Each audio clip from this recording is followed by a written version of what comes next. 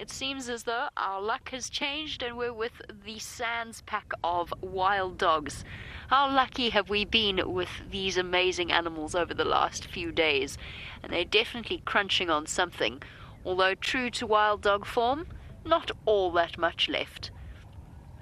Hello guys. You wonderful creatures, you. So for our new viewers, the African wild dog, the second most endangered canid in Africa, and definitely one of the most endangered species that we get out here. And they really truly are extraordinary, extraordinary creatures. And they're beautiful.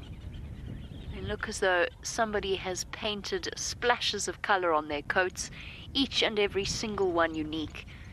And apart from that, one of the most exciting animals to watch. Dogs are busy all of the time. I love that one at the back. It's gorgeous. Oh, got a little chunk of bone. I wonder what they killed here right outside Arathusa Lodge. One of them's got a bit of a bloody head, and this is where they killed something, outside of the lodge.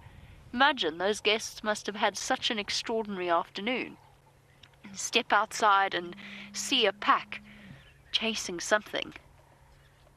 Unfortunately though, true to wild dogs, I'm not sure it's going to be all that easy to identify exactly what it was they caught. And now as they finish off, they're going to be heading across to the water probably. Oh, I want it. Oh, that could be anything. I can't see what that was.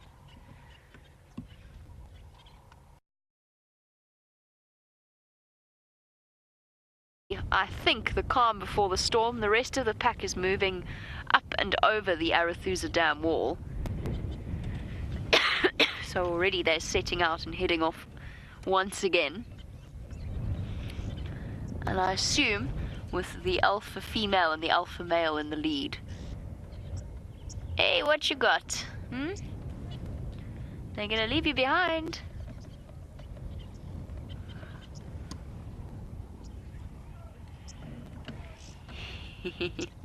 Playing with each other. Our CJ, they are related to domestic dogs, but not closely. So they're in a separate genus. They're in the same family, the canid family, but there are separate genuses. In other words, there's enough of a difference within wild dogs that they cannot interbreed with domestic dogs or anything like that. They're separate enough that they are completely removed from that genus. And they actually, even in contrast to a domestic dog, they have 4 toes on their front foot instead of 5. But people get confused when they hear of something called a wild dog. They immediately assume that these are some kind of feral dogs, and that automatically somehow in people's eyes devalues how amazing they truly are. And yet, they are something completely unique and something very, very special. They have been seen in the past as pests, something that is a threat to livestock, a threat to other animals. And as a result, there are so few left. What have you seen? I think it's going to go and play with the rest of the dogs in the pack. Look at that. Head down posture. It's the typical hunting stance whenever they've seen something that they want to go and race after. Now, James mentioned that they are, I can't remember exactly how he worded it, but essentially that they're likely to kill once again before the day is out. And that is because the wild dogs have an extraordinary hunting tactic.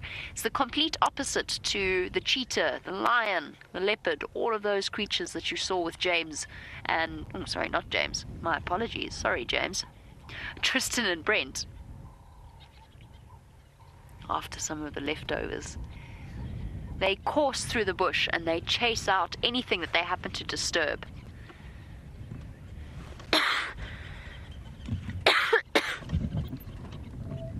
Now, James, you want to know if any of them, because the female at the moment, the alpha female, is very, very pregnant.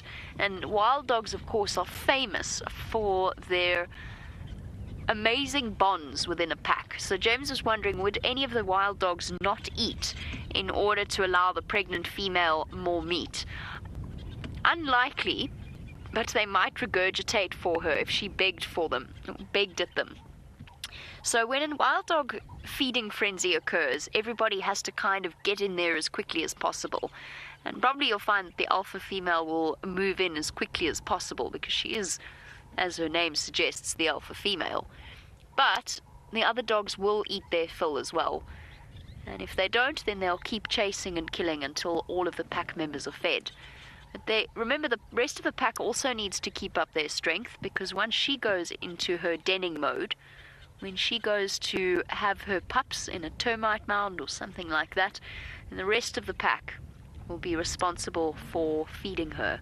And they'll race out, kill something, and then bring it back and regurgitate it for her. Isn't that amazing? That they are that dedicated. Whatever they killed was quite big. My money's on an Inyala outside of the camp. 1, 2, 3, 4, 5, 6. David, you want to know, well, then, do they ever get aggressive over food? Sorry, oh, we appear to be rolling down the hill. I should probably put the car in gear before I take my foot off the brake. Yes, a little bit. Every now and again they snap at each other. They'll have a little growl and a snap, but it doesn't last very long at all. It's nothing like watching a pride of lions feed. A pride of lions will growl at each other and swat at each other, cubs included. Wild dogs, they might snarl just a little bit, and then that's it. Then the rest of it is sort of handled in a very gentle way by begging and whimpering at each other. A lot of the time they'll grab food and they'll have a bit of a tug of war, but it's never particularly aggressive. And they're now off to follow the rest of the pack. There should be 10 of them here.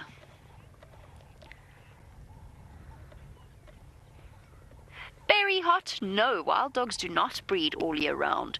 They have a specific time of year where they do breed, and we're coming up to that point now. They're going to start denning towards around about end of July, I would say.